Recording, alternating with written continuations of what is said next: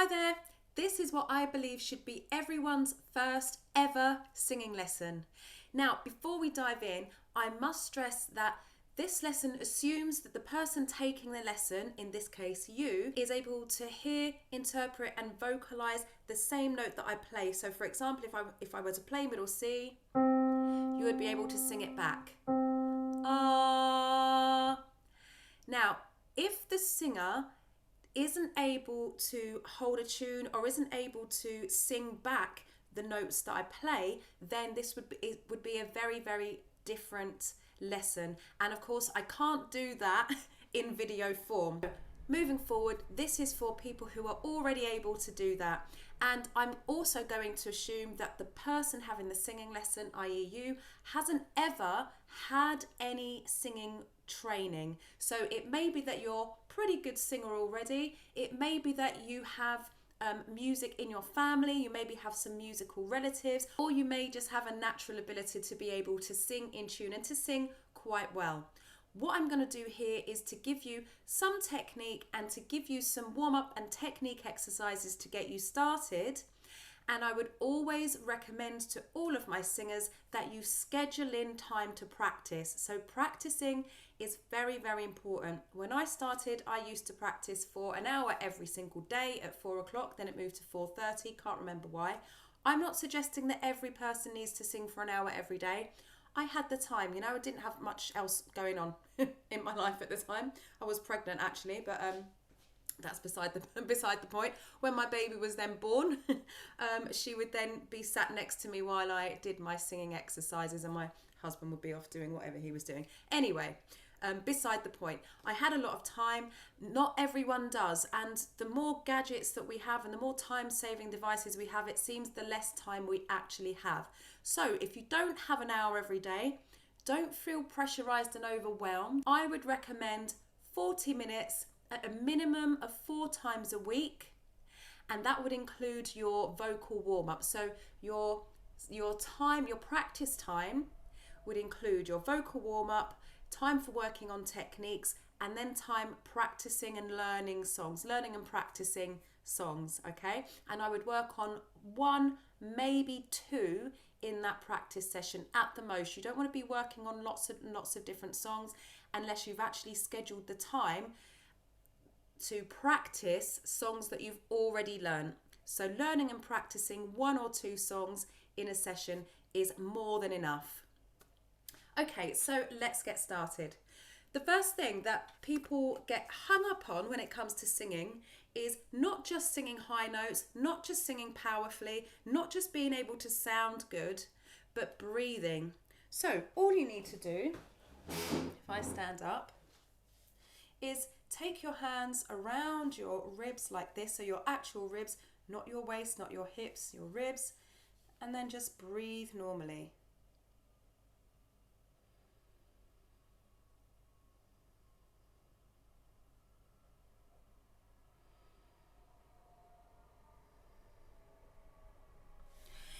So you can see that my chest isn't going, it's not my shoulders. If you do anything like that, you're not actually breathing in properly. You're just taking in a little bit of air into the top of your lungs. You want the air to come down into your lungs. And I do cover this in my free 5-day singing course. If you're interested in taking that free 5-day singing course, all you need to do is go to the pinned comment and click the link there and pop your details in, and you'll receive an email that will give you the first lesson, and then you will receive the emails with the lessons directly into your inbox. I'll send that straight to you. The next thing I always do in a first singing lesson is explain to singers how your voice works. So your vocal cords are tiny, very, very, very, very tiny, and they're across your larynx horizontally, and they kind of open and close kind of like this. So when you're breathing normally, nothing happens, the air just passes through, and as soon as you vocalize, they start to move. So the further away they are, the deeper the sound that is made, and the closer together and the thinner they are, the higher the sound is made, so the higher the pitch. So all that happens when we sing high and low is that your vocal cords are further apart when we sing low and closer together when we sing high. So why do people do this when they start singing high? Well, it's just a normal reaction. We feel like we need to sing up, to sing high notes, and a lot of people don't realize they're doing it. So you want to keep your head straight. So head straight, back nice and straight, breathing normally. Now we have 4 vocal registers. The bottom is the fry, ah, and then we have chest register. That's where most of us speak, ah. Then we have head register, ah. That's where our kind of singy voices, choiry voice, and at the top we have head register, ah. And that is a slightly different from head register. I won't go into the technicalities. What we mainly focus on during singing lessons and in singing most of the time is around the chest voice and the head voice. What you want to do is to establish your chest voice and your head voice. Then we want to work on combining them, so blending the registers. It's called mixed voice, blended register. The terms are interchangeable, and then we work on the other stuff. So before you even think about singing with power or think about projecting your voice, you need to work on your chest voice and your head voice first. A lot of people are scared of that top area, and there are a few people whose voice naturally sits higher. Maybe you have a slightly airier, slightly more delicate sounding voice. There are a few people like this, and they find it difficult to access their chest register, the lower parts of their voice. In this lesson, I'm going to assume, because most people do, that you're comfortable singing in your chest voice and you find it a little more challenging to go up into those higher areas. So we're going to start with zzz. So we're going to start here, and this will work for almost all voices. If you're a bass or a baritone, you might find it's a bit too low, a bit too high. So just take it down the octave. And if you find this is too low, but it should be fine even for sopranos, then just wait until we reach the note where you can start. When we get to the top of your range, try not to force your voice. And in fact, the reason we're starting with a zzz sound is that it's very difficult to strain your voice. So here we go. That's our pattern. And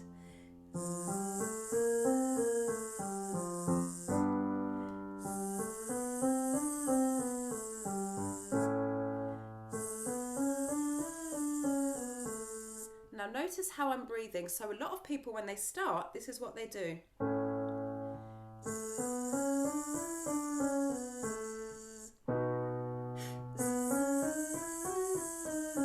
So you're kind of holding your breath and then waiting until I move up the keyboard and then taking a really short breath. That isn't going to help you. So what I recommend is more like this. I'm going to breathe heavily so that you can hear it. You don't need to do that. Just breathe normally. So this is what I recommend.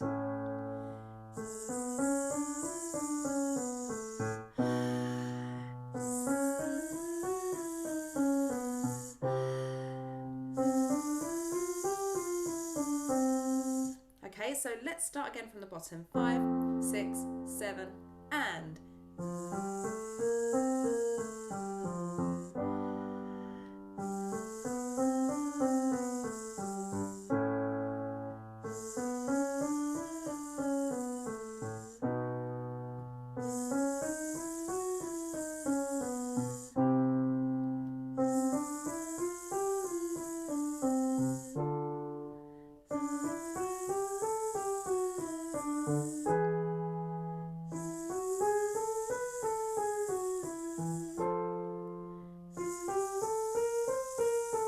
try not to get louder as you go up in pitch. That won't help. That will just strain your voice. Keep the same volume.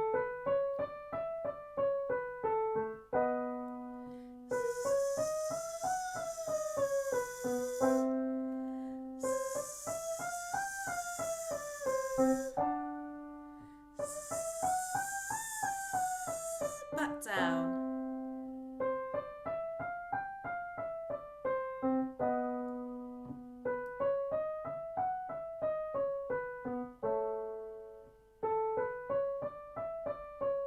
Breathe.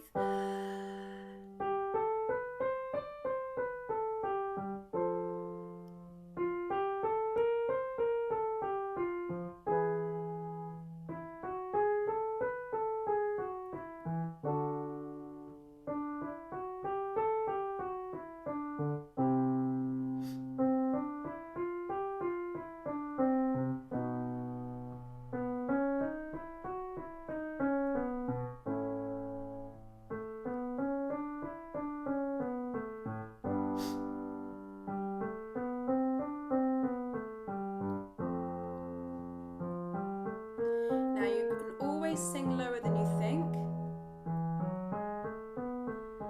Direct the low notes through your nose rather than down in the bottom of your throat.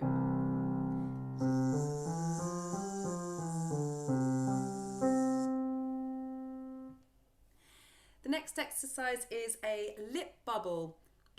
So we purse our lips and blow through the top. Now, if you really can't do a lip bubble, most people who think they can't actually can eventually. It's just that your lips might be too tense, or there's the air isn't flowing through your instrument properly. Remember, your whole body is your instrument. But if you really can't do a lip bubble, even if you're doing like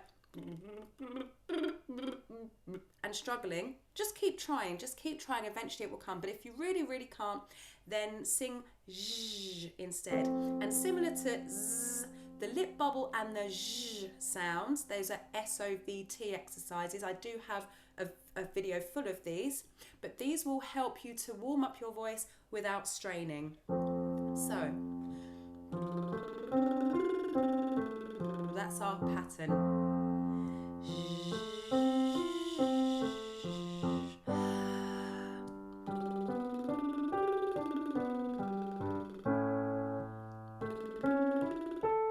I'm going to speed up the transition a bit. A little bit.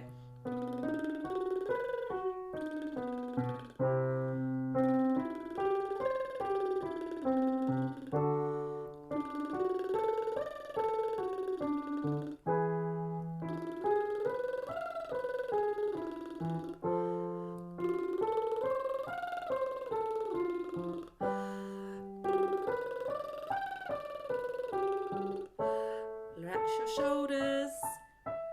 And back down. Breathe into your stomach.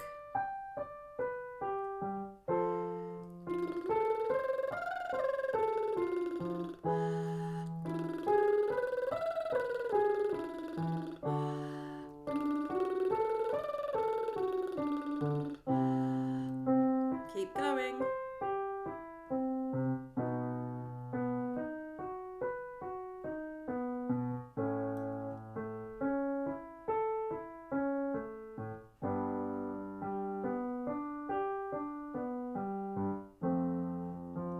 Lower notes in your nose, not in the bottom of your throat.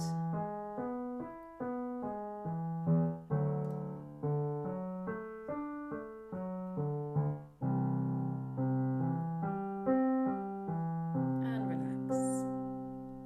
So what do I mean about sounds in the bottom of your nose rather than the bottom of your throat? Well, when we come to sing low notes, lots of people do really weird things with their voice. So you might go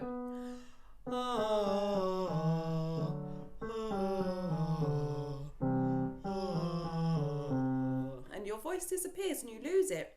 But if you focus the sound towards your nose so that it resonates here, don't worry about sounding nasal. People who say that mostly don't know what they're talking about, okay? If you do sound too nasal, if you think you do, eventually, when you understand how your voice works, it will wear off and you'll sound more natural. So go for nasal at first. Something like this. Rather than okay?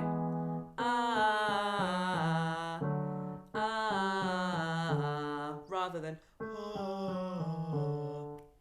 Alright, that's not your natural sound. Okay, the nasal sound isn't your natural sound either, but you'll be able to sing lower than you can if you do that weird thing with your throat. Okay, let's move on to the tongue trill. So the tongue trill is like rolling your R's. And if you still feel like you can't, if you feel like you can't do a tongue trill, even people who are tongue-tied can sing a tongue trill. But if you really can't sing a tongue trill, then go back to zzz. And we're going to sing a slightly different pattern. So make sure you're listening. Most musicians actually, ironically, don't listen. Singers and guitarists are the worst at listening. So let's not be those people, okay? So, and again. Here we go, breathe.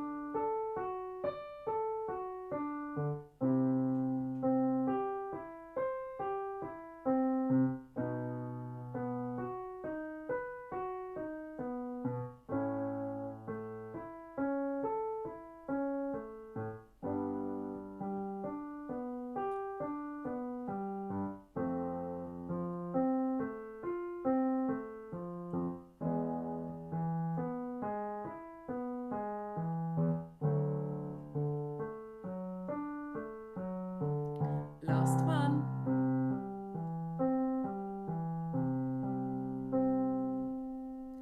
Now, if you are enjoying this and you would like singing lessons with me, then I recommend that you go into the description and you'll see book a singing consultation. We'll spend about 30 minutes together. We'll have a chat about where you are with your singing, where you would like to be, and I'll listen to your voice. And if it's the right fit, then we could be working together in just a few weeks.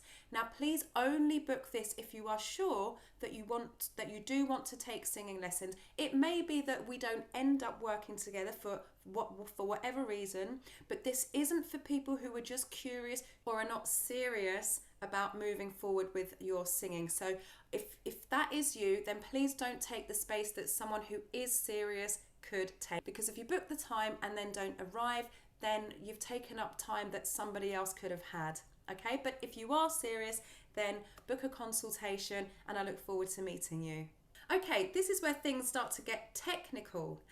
So in order to sing high notes, we need to usually do something different to what we usually do if we can't reach them. And even if you can reach high notes, it might be that you're not using your voice safely to be able to do it consistently without causing damage.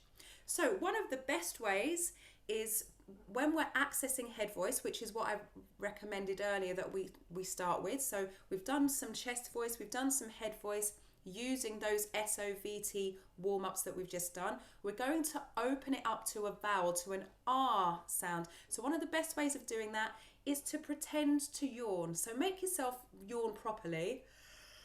I'll start you off. But it has to be a real yawn, otherwise it won't work.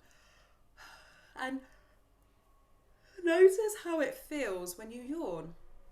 You should feel relaxed, it should feel nice and open, you should feel an open throat, and you should feel something opening up kind of inside at the top, at the back of your throat. And if you were to look in a mirror and do that, you'll see that the bit that hangs down, your uvula, that's attached to your soft palate. You'll see that that will come up, and that's creating space to create the right resonance for you to make a more pleasant sound, and also creating the right space in your throat so that you sing safely without causing any damage. So you're not straining. It's almost impossible to strain. Well, it's 99% impossible to strain your voice when you're doing that, when your throat is nice and open and relaxed. This is similar to how classical singers sing, and I did 3 years of classical, so I know what I'm talking about. So let's practice that. So for those people with lower voices, maybe start here. And if you're slightly higher, so we're going for a choral sound, a choir-like sound.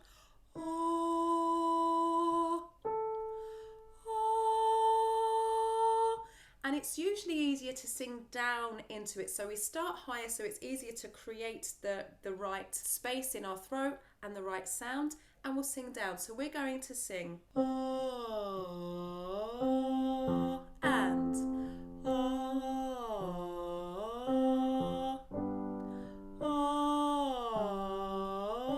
making it nice and spacey in your throat, nice and relaxed, open throat.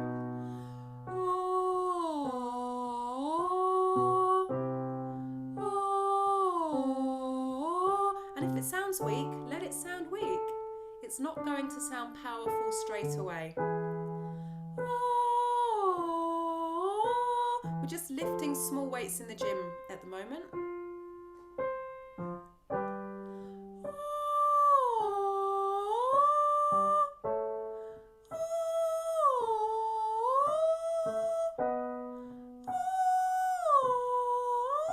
If it sounds squeaky, let it sound squeaky.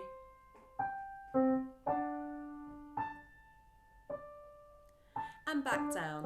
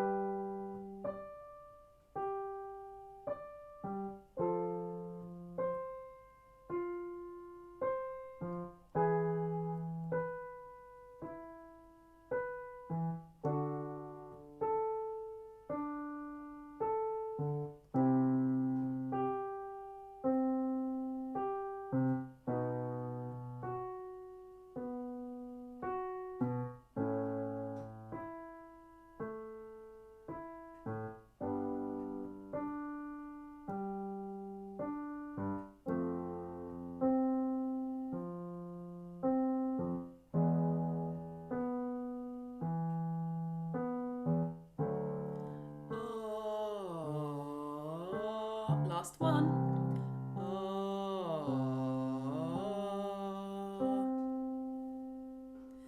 If you're enjoying this, please remember to like and subscribe and hit the notification bell so that you get all of my future videos. And remember to check out some of my others. I've got hundreds of videos on this channel. Okay, we're going to carry on with the ah sound. And this time we're going to sing down and then back up. So we're going to sing ah. Here we go.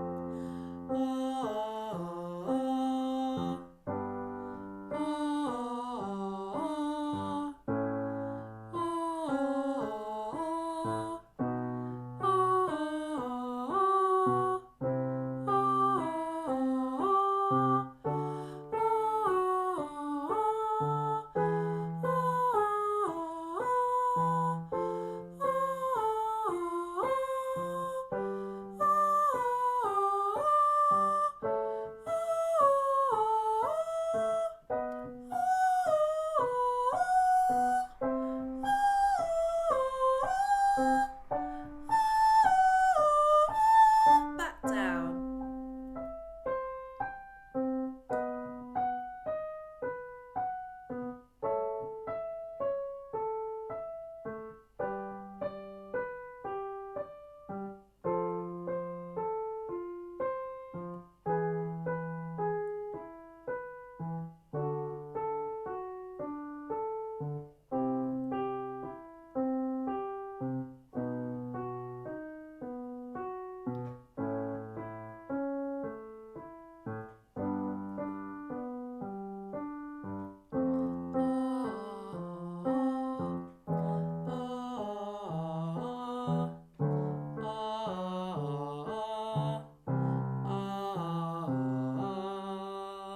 So you see, even I had a little wobble there. We all make mistakes all the time. It's fine. This is the time to make the mistakes. Okay, also remember to stay hydrated.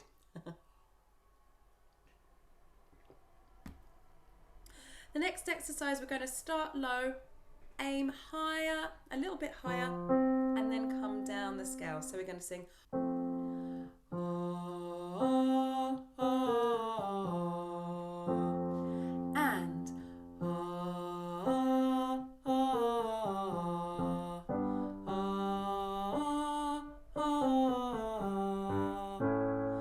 I'll give you some more time to breathe.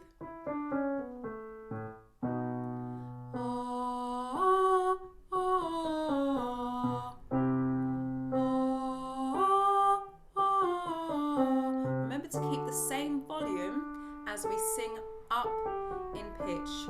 We don't need to push the sound to get the high notes. That's a big mistake.